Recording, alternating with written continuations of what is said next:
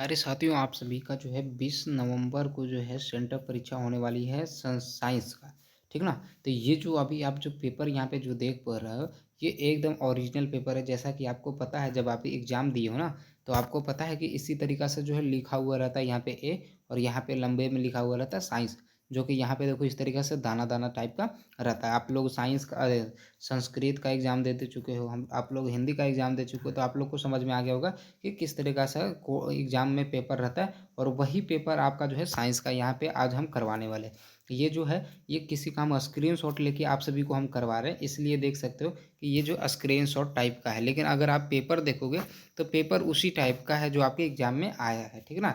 जैसा कि आप देखे होंगे कि इस तरीक़ा से आया, और फिर यहाँ पे सटा हुआ इस तरीक़ा से लिखा हुआ रहता है ना? तो आप लोग इस वीडियो को अंतिम तक देखो। ये 100% नहीं, बल्कि 101% ओरिजिनल पेपर है। अगर ये गलत रहा, तो फिर आप कमेंट बॉक्स में भर-भर के जो जितना कुछ बोलना है बोल सकते हैं। लेकिन आपको भी पता होगा कि ये ओरिजिनल पेपर है, ठीक ना?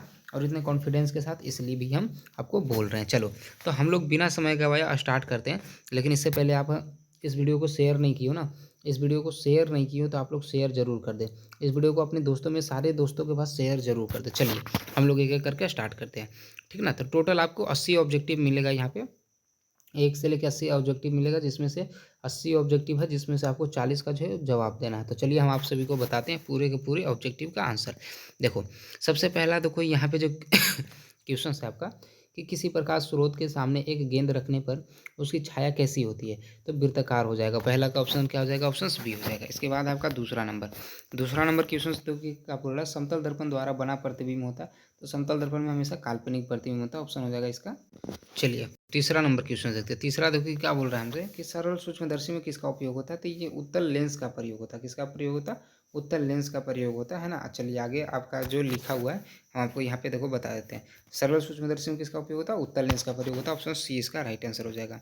और अगला आपका देखो चौथा नंबर प्रश्न है, एक उत्तल लेंस की क्षमता 1 डायोप्टर है, तो लेंस की फोकस दूरी होगी, तो ये आपका हो जाएगा 100 सेंटीमीटर। कितना हो जाएगा? 100 सेंटीमीटर। ऑप्शन हो जाएगा इसका सी। अब है अगला पाँचवा है, कि निर्वात में प्रकाश की चाल कितना होता है? 3 × 10⁸ मीटर प्रति second. Right answer option B हो जाएगा इसका। और है इसके बाद है आपका अगला है छठा, कि एक एंगस्ट्रम, देखो इसको एक एंगस्ट्रम पढ़ते हैं। एक एंगस्ट्रम का मान होता है 10⁻−10 मीटर। चलो, इसके बाद है आपका यहाँ पे सातवां क्या बोल रहा है, फोटोग्राफी कैमरा का विदृश्यक लेंस होता है। तो फोटोग्राफी कैमरा का विदृश्यक लेंस क्या होता है? तो हमारा उत्तल लेंस हो जाएगा। राइट आंसर ऑप्शन बी हो जाएगा इसका। चलो, इसके बाद आपका है 8वां नंबर प्रश्न, कि निम्नलिखित में किसका अपवर्तनांक सबसे कम होता है? सबसे कम अपवर्तनांक जो हमारा पानी का होता है। ऑप्शन ए इसका जो है सी हो जाएगा, ठीक ना। और इसके बाद है 9वां नंबर प्रश्न क्या बोला, यदि प्रकाश की चाल निर्वात में कितना हो? सी हो, तो काच एन बराबर इतना हो, तो प्रकाश की चाल क्या होगी? तो प्रकाश की चाल जो है आपका, देखो ये यहाँ पे पूरा क्वेश्चन हम आपको यहाँ पे दिखाते हैं। ये हो जाएगा सी हो जाएगा, है ना। 2c/3 हो जाएगा, 2c/3 हो जाएगा, ठीक ना। चलो, अब है अगला प्रश्न है आपका 10वां प्रश्न भी बहुत ज़्यादा अच्छा क्वेश्चन है ये, है ना। ज़्यादातर ये क्वेश्चन जो है 12th में अधिकतर बार पूछा जाता है, लेकिन ये इस बार आपके 10th में पूछा है, कि यदि जल एवं कांच के निर्वात के सापेक्ष अपवर्तनांक क्रमशः 4/3 तथा 3/2 हो, जल का जल के सापेक्ष अपवर्तनांक होगा, तो ये आपका 9/8 हो जाएगा। राइट आंसर ऑप्शन इसका डी हो जाएगा। और इसके बाद है आपका है 11, निम्नलिखित में कौन नेत्र का रंगीन भाग होता है? तो परितारिका, जिसे हम लोग आइरिस भी बोलते हैं। चलो, इसके बाद आपका देखो 12वां नंबर प्रश्न है, कि रेटिना प्रकाश को परिवर्तित करता है ना। तो परिवर्तित करता है, रेटिना प्रकाश को जो है परिवर्तित करता है। तो इसका जो आंसर होगा आपका 12 का हो जाएगा सी हो जाएगा। इसका क्या हो जाएगा? सी। यानी कि 12 का हो जाएगा सी। ए और बी दोनों हो जाएगा, यानी वास्तविक प्रतिबिंब और विद्युत सिग्नल दोनों हो जाएगा। इसके बाद है 13, कि पेशियों के शिथिल होने पर अभिनेत्र लेंस की फोकस दूरी हो जाती है ना।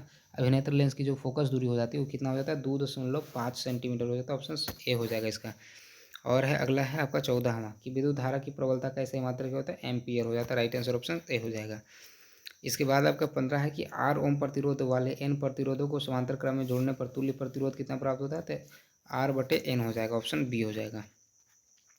अगला है 16, एक HP बराबर होता है 746 वाट होता है, और यहाँ 17 दिक्सूचक की सुई होती है, तो क्षणचुंबक की बनी होती है। ऑप्शन इसका हो जाएगा बी इसका हो जाएगा, ठीक ना। और 18 के घरेलू परिपथ में, विद्युत परिपथ में धनात्मक तार जो है हमारा लाल रंग का होता है। ऑप्शन इसका हो जाएगा डी। और अगला है आपका 19, जो चुंबकीय क्षेत्र रेखाएं होती है, तो ये बंद होती है। राइट आंसर ऑप्शन हो जाएगा इसका ए। और अगला है आपका 19 है। अच्छा ये तो बता ही दिए ना कि कैसा होता है, बंद होता है। अगला है 20। 20 में क्या बोल रहा है, निम्न में से कौन ऐसी मोटर की कुंडली के दोनों सिरों पर होते हैं। तो ये हमारा पूर्ण वलय हो जाएगा, राइट आंसर ऑप्शन हो जाएगा ए। और अगला है कि इसे चुंबक के भीतर चुंबकीय क्षेत्र रेखाएं ये दक्षिण से उत्तर की ओर होती है, दक्षिण से उत्तर की ओर होती है, ऑप्शन ए हो जाएगा इसका। और अगला है 22 नंबर की चुंबकीय क्षेत्र रेखाएं कभी भी जो है एक दूसरे को प्रतिच्छेद नहीं करती, ऑप्शन हो जाएगा इसका ए। और अगला है आपका 23। 23 है कि सीएनजी का पूरा रूप क्या है। तो सीएनजी का जो फुल फॉर्म होता है वो होता है कॉम्प्रेस्ड नेचुरल गैस, ऑप्शन हो जाएगा इसका सी हो जाएगा। और अगला है आपका है 24। 24 है क्या, लाल रंग से अधिक तरंगदैर्घ्य वाली किरणों को कहते हैं। तो ये हमारा जो हो जाएगा राइट आंसर ऑप्शन डी हो जाएगा, इनमें से कोई नहीं हो जाएगा, ठीक ना। और अगला है 25। 25 में क्या बोल रहा है, निम्न में कौन सा ऊर्जा स्रोत और ऊर्जा के व्युत्पन्न नहीं है। तो ये नाभिकीय ऊर्जा हो जाएगा, राइट आंसर ऑप्शन हो जाएगा डी हो जाएगा, ऑप्शन डी। और इसके बाद आपका 26 है। 26 में बोल रहा है ग्रीन हाउस गैसों का सबसे ज़्यादा उत्सर्जन होता है ना, ग्रीन हाउस गैसों का जो है सबसे ज़्यादा उत्सर्जन होता है। तो ये हमारा 26 का जो आंसर हो जाएगा ये सी हो जाएगा, क्या हो जाएगा सी, जीवाश्म ईंधन से, ऑप्शन हो जाएगा इसका सी। अगला सोलर सेल बना होता है सिलिकॉन का, ऑप्शन हो जाएगा इसका क्या सी। इसके बाद आपका 28। 28 में देखिए क्या बोल रहा है कि निम्न में कौन धोबी या सोडा का अणुसूत्र है। तो ये आपका हो जाएगा Na2CO3 10H2O हो जाएगा ऑप्शन, ठीक ना। चलो इसके बाद आपका है अगला है 29। 29 में क्या बोल रहा है कि निम्न में कौन संयोजन अभिक्रिया है ना, निम्न में कौन जो है आपका संयोजन अभिक्रिया। तो 29 का यहाँ पे राइट आंसर हो जाएगा ऑप्शन बी हो जाएगा 2Cu है ना प्लस O2 और फिर 2CuO2 हो जाएगा। चलो इसके बाद है आपका अगला है 30 नंबर क्वेश्चन। क्या बोल रहा है, निम्न में कौन ऑक्सीकरण की क्रिया नहीं है। तो ऑक्सीकरण की क्रिया कौन सी नहीं होती है। तो ये हमारा हो जाता है अवक्षेपण। और अगला है 31 है कि साग सब्जियों का विघटित होकर कंपोस्ट बनना किस अभिक्रिया का उदाहरण, ऊष्माक्षेपी हो जाएगा, राइट आंसर ऑप्शन बी हो जाएगा। और अगला है आपका 32।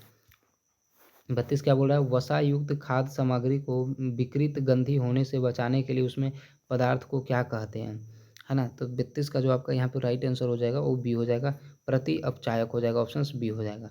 इसके बाद है 33 है कि विरंजक चूर्ण का रासायनिक सूत्र क्या हो जाएगा। तो विरंजक चूर्ण का जो रासायनिक सूत्र हो जाएगा हमारा हो जाएगा CaOCl2, ऑप्शन हो जाएगा इसका और बी हो जाएगा।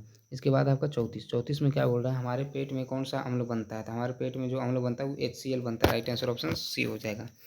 और अगला है आपका 35 है कि NaHSO4 है। NaHSO4 क्या है, तो ये हमारा जो हो जाएगा ये हो जाएगा हमारा अम्लीय हो जाएगा। और अगला 36, धातुएं आवर्त सारणी में किस ओर पाई जाती है। तो ये हमारा जो पाई जाती है वो हमारा किधर पाई जाती है, तो बाईं ओर हो जाएगा, राइट आंसर इसका बी हो जाएगा, ठीक ना। इस वीडियो को देखो आप लोग शेयर नहीं किए हो ना, तो शेयर कर दो अपने साथियों के पास, अपने साथ सारे साथियों के साथ शेयर कर दो इसे। और अगर ये पेपर डाउनलोड करना है ना तो बाल स्टडी गूगल पे सर्च करना, पेपर डाउनलोड हो जाएगा, जैसे ही बाल स्टडी सर्च करोगे पेपर डाउनलोड हो जाएगा, ठीक ना। चलो अगला 36 है कि धातुएं आवर्त सारणी में किस ओर पाई जाती है, बाईं ओर बता दिए ये। चलो अब अगला है आपका 37। एक मिनट रुक जाए, स्क्रीन शॉट लो आगे ये खुद से। चलो कहाँ गया 37। यहाँ पे देखो क्या बोल रहा है कि स्कूल की घंटी धातु की बनी होती है क्योंकि यह सोनोरस होता है, क्या होता है सोनोरस, ऑप्शन हो जाएगा इसका सी। और अगला 38 है कि लोहे की परमाणु संख्या होती है, ये 26 हो जाएगा, ऑप्शन डी हो जाएगा। और अगला 39, टाइटेनियम क्रोमियम मैग्नीज तथा जिकोर्नियम धातुओं को कहा जाता है। ये किसे क्या कहा जाता है, सामरिक धातु कहा जाता है, ऑप्शन हो जाएगा इसका सी। और अब है आपका है 40 नंबर कि शुद्ध सोना होता है, शुद्ध सोना 24 कैरेट का होता है। देखो टोटल आपसे 80 क्वेश्चन पूछा गया जिसमें से 40 का हम आपको जो है जवाब देना है ना। तो ये 40 ऑब्जेक्टिव हम आपको बता चुके हैं, अब आगे हम नहीं बताएंगे क्योंकि वीडियो जो है ज़्यादा लंबा हो जाएगा। अब देखो आपको अगर ये चीज़ का पेपर का जो डाउनलोड करना है ना, अगर आपको ये चीज़ डाउनलोड करना है तो फिर क्या करो, गूगल पे जाके आप बाल स्टडी सर्च करो, है ना, बाल स्टडी क्लास 10th ऐसा लिखना, बाल स्टडी क्लास 10th, है ना। तो आपके सामने ये जो है आ जाएगा 10th science centre of exam 2025। तो आपको वहाँ पे पेपर डाउनलोड करने का ऑप्शन आएगा, वहाँ से आप डाउनलोड कर लीजिएगा। ये चीज़ आप गूगल पे सर्च कीजिए ना, आ जाएगा आपके सामने, ठीक है ना। इस वीडियो को आप लोग अपने साथियों के साथ शेयर जरूर कर दो जल्दी से।